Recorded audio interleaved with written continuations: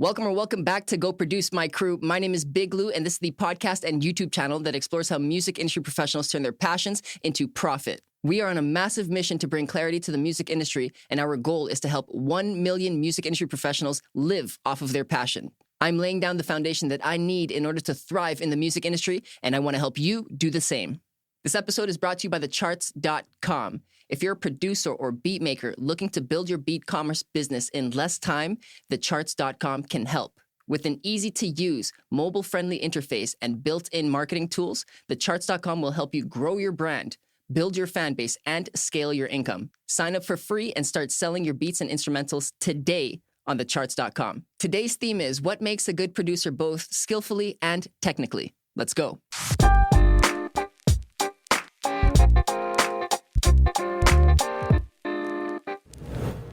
Colombian engineer and producer Esteban Parra has credits as a recording, mixing, and mastering engineer for artists including Shakira, Paulina Rubio, Taboo from Black Eyed Peas, Becky G, and so many more. He studied at the Fernando Sor School of Music and Audio and at the Universidad Javeriana in Bogota. He also has experience in production, recording, and mixing of chamber, orchestral, and electroacoustic formats. Go produce. This is Esteban Parra. Welcome, good sir. Thank you so much for being here. Hi, Louis. Thank you for having me here. It's an honor. I want you to know that we do appreciate your time, so let's make the most of this and go produce, shall we? Okay. All right, so our first segment of the show is called The Basics.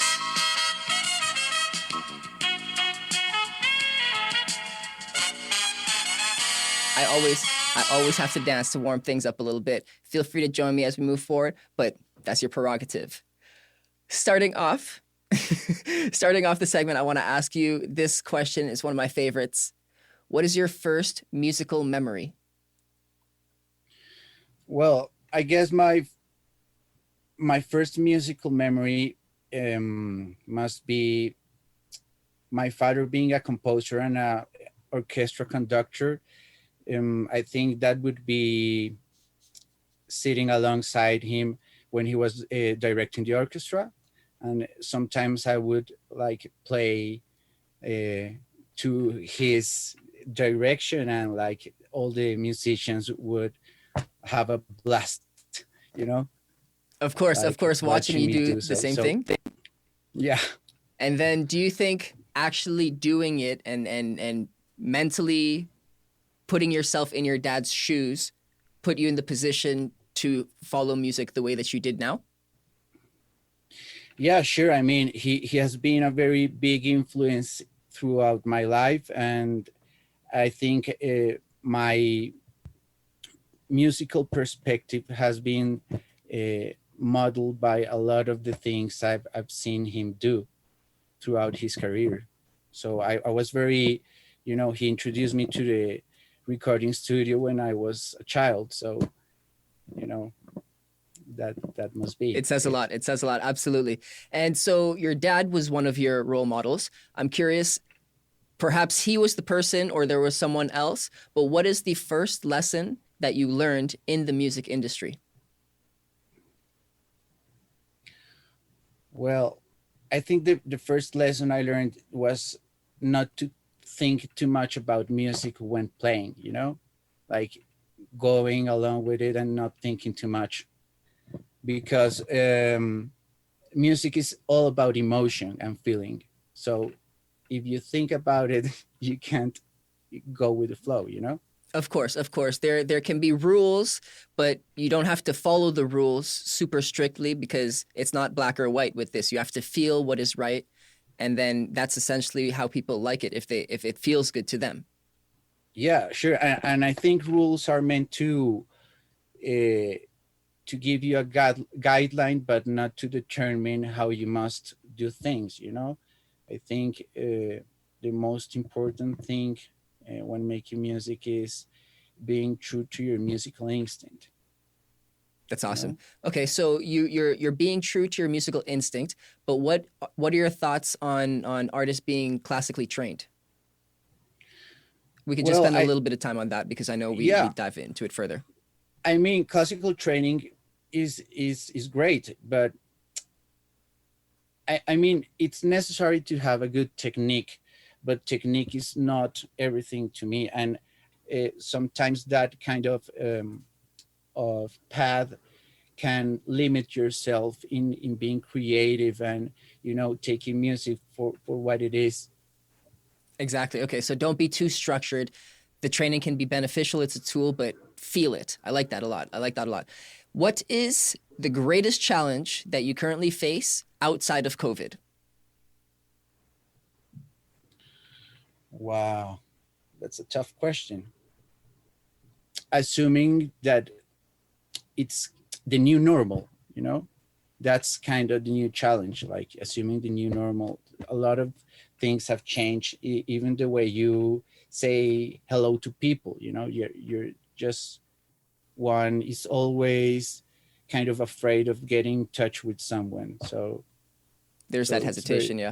Yeah.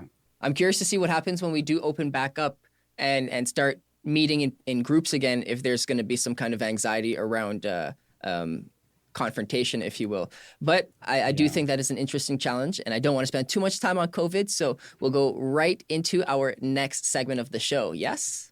Yeah, sure. Fantastic. This segment is called The Speed Round. Okay. Okay, so what we're going to do here is I'm going to throw 20 questions at you relatively fast, and you have 2-3 seconds to answer each, but only with one word. Okay? Okay. What is your favorite animal or plant? Cats. Have you ever been signed to a record label? No. What's your favorite snack? I'd say my favorite snack would be like.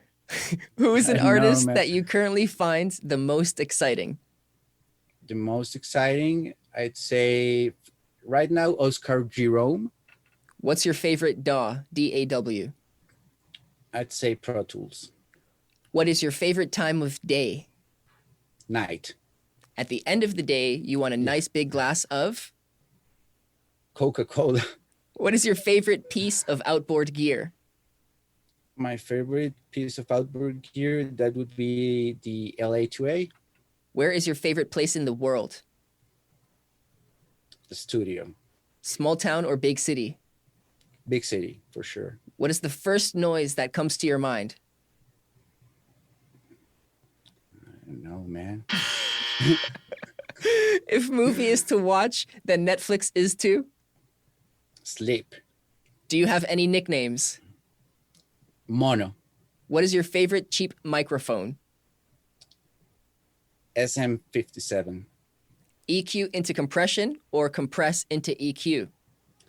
Depends on what you're doing. What is your next vacation spot? Maybe Japan. What instruments do you play? I play a little bit of piano. Would you go to the moon? Not really. What is your favorite music genre? Jazz. And do you have anything unique to your studio? Anything unique? I don't know, man. We made it through. You made it through the speed round. No cuts, no scrapes. We're totally clear. Yes. Right. Did any of those questions stand out to you? The 57, because you can do almost everything with it. Almost everything. I mean, it's very versatile and it's very cheap. I've recorded great vocals through SM57s, That's fair. Okay. And then the EQ and compression one, you said it depends. Can you share some light on what it depends on? Well, that depends on what you're actually doing. If you're recording, then I would use EQ before compression. Sometimes you're using EQs to get rid of acoustic anomalies and for the compressors to do their job right. And sometimes you're just using EQ to add a little more of brilliance or sheen, that depends. And I think that's what a good engineer and a good producer has to be able to determine, judge the situation and then make the best product possible. So I liked how you described that for us. Our next segment is called What's Yo Take? Yes. We're getting a good reaction for each of the effects, so I'm content we made it work. In this segment, You sound surprised. you know what? I shouldn't be. How rude of me. In this segment, we're going to present to you, Esteban, with different statements or scenarios, and we just want your perspective. Okay. Okay. What's your take on helping artists better find their voice? I mean, for me, to get a great performance, it's all about getting, setting the perfect storm so the artist can feel really comfortable. It's very hard to get a real good performance out of an artist that you're just getting to know. So for me, it's very important to be able to be personal and get intimate with the artist, so I can really know what's the approach or what's the path he or she wants to take, and I would do whatever it's at my disposition to make that happen. I'm just trying to be like a facilitator, gateway for the artists to do their thing. So I actually I don't have any rules. I would do whatever it takes to get the job done. Have you ever had difficult situations where you were trying to get the job done, but then the artist perhaps changes their minds or they just stop altogether and you have to motivate them? For me, it's about taking breaks, maybe playing some video games, doing other stuff that we can, develop a relationship of friendship. So we can like open up. A lot of the time it's just about cracking the egg open, So take the time to actually develop that relationship. If the intention is, I suppose, longevity and solid material moving forward. Are there situations where you have artists just coming in off the side of the road, or they just call and you don't have the time to make a whole relationship with them? How do you navigate that? I try to be flexible, and I try to be not to be a bump in the road in terms of getting the technical things done good. I would just like make them feel the more comfortable they can get at the studio. That makes sense. I'm just trying to adjust for the artist to be comfortable to, let it out. To do what they have to do. I appreciate that answer. Yeah, I've had situations where I went into the booth, into the studio, thinking that I was ready, and then one thing led to another, and I wasn't. So the engineer at the time had to adjust and try and maneuver me, and we struggled with it a bit, more so in my head mentally, but it was definitely a learning experience. So the effort that you put in as the engineer does go a long way in doing so. What's your take on this? Analog versus digital, that whole debate. Well, I think that debate is all about context. Digital is really good. It's the same as analog. It's about the mindset and about the tools you have at hand and the time you have available. So if you're mixing, let's say, for example, pop music, there's no way you can use analog all the way, because you have to recall a lot of the different mixing sessions and make a lot of adjustments. It's just not efficient to work sometimes in the analog domain. It's just that if you're going to work with analog, you must be very aware that you have to do maintenance and a lot of things that are just not that practical. It's just about context. Either analog or digital will do the job. It's just about knowing your tools. Knowing your tools and then knowing your destination. How you get there can vary. That's awesome. Yeah. Okay. So how many plugins do you actually use?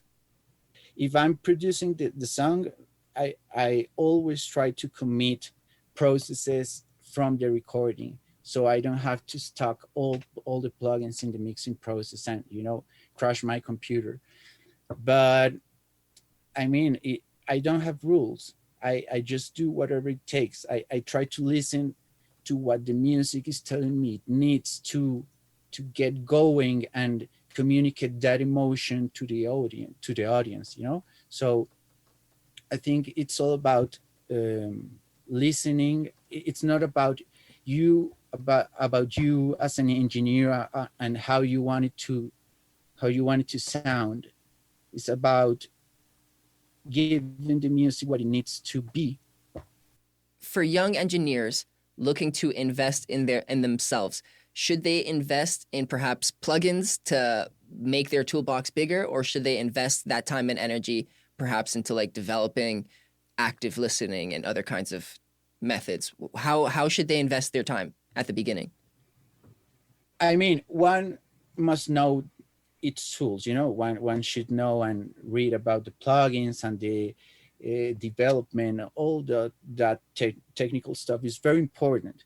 But I think if you want to become a better engineer, you must listen to music, all sorts of music, different kinds of genres. Because if you don't have like a big library in your head in terms of aesthetics, it's very difficult to know which path to choose.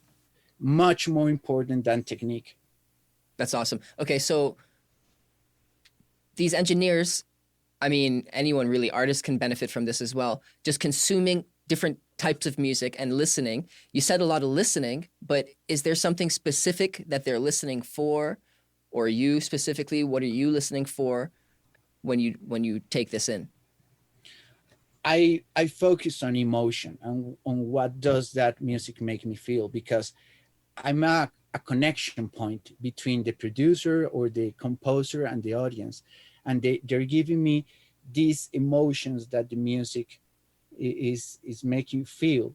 So my job as a mixer or as a producer or as a mastering engineer is to let that emotion come through to the audience, you know? That's awesome. It's like a brain synapse. You're one of the neurons and you're passing on the message. You're relaying the message through, and it's a very necessary step. Thank you for all the work that you do. What's your take on digital music and streaming services? Well, that's kind of a downer because digital services and platforms are, you know, they're not doing us any good in terms of profit to the independent artists, or you know, the only ones that are basically profiting from this are the big artists who get a lot of streams, and they don't let us like have the experience to sit down and listen to a full record. You know, it's all about fragments now. That's not that. I don't really like that, but I try to work around and, you know, be at it at the best way possible that I can. We have to adjust. We have to adjust as we go, right? Yeah, we have to adjust. Right? Yeah, but I do realize that there's less of a message that you can share in such a short piece of work as opposed to a whole album, and then the whole streaming world made that happen. You did in your description or in your answer recently just now, you mentioned loudness wars. Do you think that there was a loss of quality on those particular platforms? I mean, everything's compressed now, so quality is limited, but being able to stop that level war actually is making things sound better now, even if if we're listening to them compressed. So it's kind of a give or take, you know. It's like some things are better, some things are worse. Yeah. But do you think maybe that's why some people are still pushing for physical music? I think it's very important that vinyl is coming back, and that kind of culture of listening is like regaining importance. It's true. I'm with you on that. Okay, so what's your take on collaborations accelerating your career? It's fun for a while, but you know, sometimes it diverts the concept of the album or the artist. It like just opens too many paths. and the concept like gets obliterated. Right. It's too dilute and it doesn't have its initial vision. Interesting. Okay. So what about past collaborations that you've had? You've I mentioned in the intro you've had a couple of different collabs there. What did that do for your career? Well, it definitely got me to know artists of a different scale, you know, bigger artists. It's a tool, you know, for marketing and joining forces in terms of gaining a bigger audience. Collaborations are great. I mean, working the act of working with other people always, it's always a win-win situation, you know. Absolutely, I think so. Unless it gets too diluted, like you mentioned earlier. I'm curious to know. You've done collaborations at a high level, and you've done collaborations at a low level, and then all in between. Out of the ones that were let's say at the higher levels, but no names, what were some high points and low points from those experiences? When working with high profile artists, you are expected to do your work very fast. And I mean, sometimes the quality process of production can be overlooked in terms of achieving the recording itself. There's always going to be ups and downs, you know. It's just about how fast you reaccommodate yourself to the situation. One of the lows of working with high profile artists is it's not about technical stuff or even music related stuff, but political stuff, label related stuff. There's so much going on when working in those with high profile artists. It's just not about music, you know. It's not all about music. And it gets overwhelming if it's not exactly what you were trying to do, correct? Right. Okay, so I wonder, it's not for everyone. Perhaps some people just want to focus more on the music, but for those that are interested in working with those bigger names, record labels and whatnot, what did you do to be put in the position to start working with them? Be on time on the right situation, you know. It's a different combination of things. And I was just like, I just had the luck to do the right job at the right time for me to be called later on. So it's just about always being ready to do your best in every situation. That I would think would be the path to get to work with bigger artists. So you have to show consistency. Yes, consistency is huge. Consistency is huge. And then giving the best that you can every single time, no matter what you're doing, because there are jobs that you don't like, you still have to do your best, and then you can start doing the better jobs. And Yeah. believe it or not, you got to give your best then too. And I mean, one of the first times I got called to mix a session in that studio where I started as a runner was because I was staying in the studio for about 16 to 18 hours doing all sorts of stuff. And one of the producers just like, who the hell is this guy? So he was like, he started like getting me to set up the workstations and installing the plugins, you know, and getting the gear set up all together for the recording sessions. And I just like went in a little deeper every time, you know, until I got to be assistant recording engineer, and eventually they would hand over a mix for me to do. Boom, just like that. I love that. I love that. Gradual baby steps. That's what I keep on saying. That's awesome. We are now moving into our next segment. This one is called Community Queries. Here we go. All right. Esteban, we've got a couple of fans that sent in questions earlier, and I'm going to pull them up for you so that you can listen to them here. Okay. All right. So the first fan is Ryan Kelly. He is a musician out of London, Ontario, and this is his question. Hey, I have a question. Do you use any gear or software in a way than it is originally intended to make anything completely unique to yourself? one plugin I use from Waves that I use a lot, not actually for what it's for, it's the bass writer. Sometimes I just wanna, excite the volume of some instrument in terms of exciting the volume in terms of time. So I would use that a lot. I'd like to use a lot of tools for different purposes. I mean, sometimes I just don't look at the tool and I start like tweaking, just hearing what I'm doing, because sometimes watching the tool may confuse what you're getting into your ears, So That's interesting. yeah, I think one must always go with the instinct. Instinct is very important. It's there for a reason. It's there for a reason. I love that. Fantastic. Thank you, Ryan Kelly, for asking that question. Our next fan is Alicia Dariano. She is a performer and educator, and this is her question. Hi.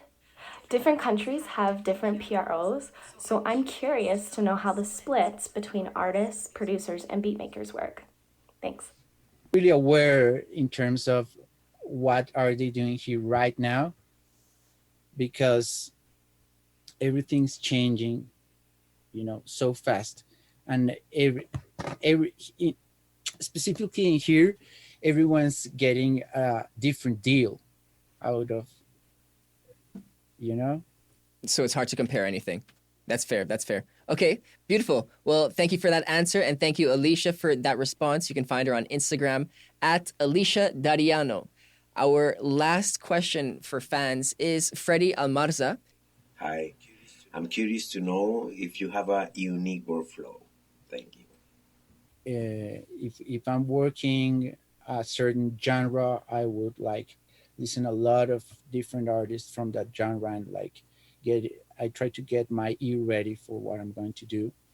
And then that depends on the process I'm doing. But for example, when mixing, I would really like to get a couple of references of to be able to compare. For me, that is very important, to have different references and to have the artist or the producer reference mix, so I can take on that path they're trying to take,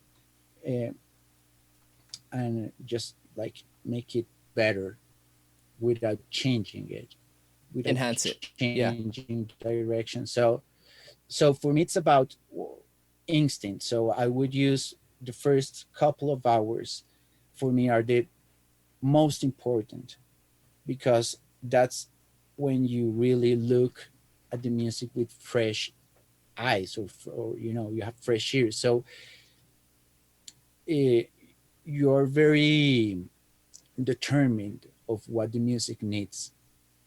As time goes by, get used to listening to that song that way. So it's very important to act fast and make all the changes you want before you get used to the song. That's very interesting. That's actually, I was considering taking different approaches, because then you can sit on the song, absorb it, and then really process the kinds of changes that you want. But I do like your perspective as well. Freddie, you can find him on Instagram at Freddie Almarza. That's Freddie. Our final segment of the show is Clear the Air. Was there a noise? Did you hear a noise? Okay. In Clear the Air, we're going to be throwing you slightly denser questions. I mean, why are you asking people if they hear a noise? Are you not paying attention too much? I just had a brain fart. Maybe I don't really know what happened there, to be honest. You got one of these. There it is. You want it again? There we go. Oh, you're gonna make Esteban leave here. One more time. Oh, jeez, here we go. And that is Clear the Air. All right, Esteban, in this segment, I just want you to bring a little bit of clarity to these slightly denser questions. Cool? Yeah. Why are more and more people deciding to generate content from their own home studios instead of going to the big 64-channel console studios? Well, I think it comes down to money. You can really get great results with very cheap or inexpensive gear. I mean, you just have to have a good acoustical environment. I mean, there's better equipment at our commercial studio, but I mean, it's all about context, what you're gaining of what you are investing. It's all about context. There's sometimes it doesn't justify to go to a commercial studio, you know, from the results you can get from doing it at home. What can an artist truly gain from going to one of these big studios compared to what they can do at home? Consistency and the acoustical environment. I mean, an acoustical environment designed by professionals is very, very different in terms of sound behavior. I mean, if you're comparing it to a homemade studio where you're using just like homemade bass traps and stuff like that, you know, you're not really doing measurements. And so I'd say when you go to a commercial studio, the things you have to get you have to get advantage of is the acoustical environment and boutique microphones, you know? Just that difference in sound quality, correct? Yeah. Sure. Will digital simulation surpass analog hardware one day, do you think? I think it will probably happen. Not now, but eventually we'll get there. And then it will be all about taste and context and aesthetics. By that, you're not going to lose the craft of analog recording, because that's the fear that most people have, that, you know, the technological advancements may, you know, remove the artistic integrity. Yeah, sure, but I don't think that's the case. It's all about adjusting to the new tools and being able to get the desired results. Yeah, and that's where the art comes from. Yeah, it's still an art there. Cool. For sure. Cool. Why is mixing and mastering media for radio and television necessary if most people don't listen to it through proper systems? Does that make sense? Yeah, sure. I mean, that's the reason, because most systems aren't great systems. You have to make the mix good. You have to make the mix and the master good in terms of that it can sound relatively good in any system. So that's about mastering. So it's all about that. It's all about optimizing audio so it can be reproduced, you know, without, like, as cleanly as possible. As cleanly as possible. And I think it's very important that when mixing, you like see the different perspectives of what the end user is gonna get. So it's very important to check your mixes in different speakers and trying to accommodate to that end user without losing all the artistic perspective and, you know, all that thing. So when you're making mixes for TV commercials or for radio shows, you're testing what it sounds like through the general speakers, but then when you're mixing for something else, you might test it through other speakers? Yeah, sure. I would test it through my earbuds, headphones, radios. I want it to be as across the board. Across. I want it to behave okay in all systems. Makes sense, yeah. Yeah, so everyone gets the full experience, or as much of the experience. Okay. Yeah, sure. And then, so mixing for radio and for TV obviously has to be taken seriously, as should it always. But what is the biggest difference between doing it there and then doing the mixing that you did for a 27-minute long piece for an orchestra? How was that? I mean, it's all about the mid-range and the vocals. If you're doing pop music, if you're recording classical, it's all about other things. It's about representing a reality in the concert hall or something like that. But when doing or mixing music for radio, it's all about vocals and, you know, trying to get the message across all the audience.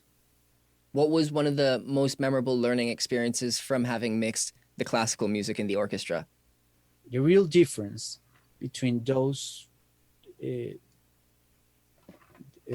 aesthetics is that when doing pop music, you tend to overdo things.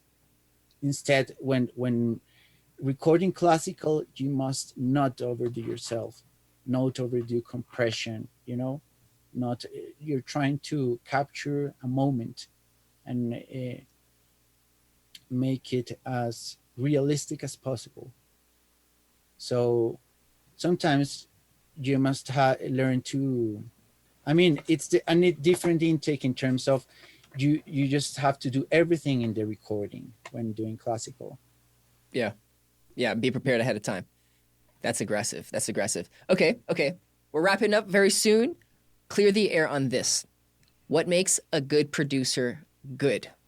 Being able to be a bridge between the artist and the audience. That's what a producer does, you know, give it, turn the song in the right direction or turn the artist in the right direction for him or her to connect to his audience or her audience, you know. Very cleanly said. Do you think for a producer to do that effectively, they need to be familiar with music theory, or is it just good taste that is most important? Well, I mean, music theory is always welcome because it's a tool that lets you understand music. But I think everything is about, as I said before, instinct and the way you feel music, because music is all about emotions, you know?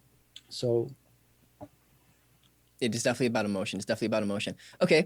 And then as you were starting up your career as a producer, and you were becoming more in terms of emotion, I suppose this is quite early in your career because you were raised in the studio and the orchestra.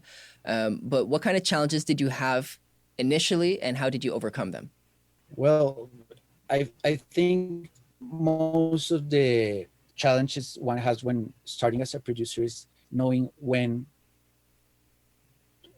to transition to a different process of the production, you know, when is it ready to start mixing. Knowing those boundaries definitely is a very hard thing to learn, you know, knowing when to stop, when it's better to replace a sample instead of, you know, using EQ and compression to change the sound.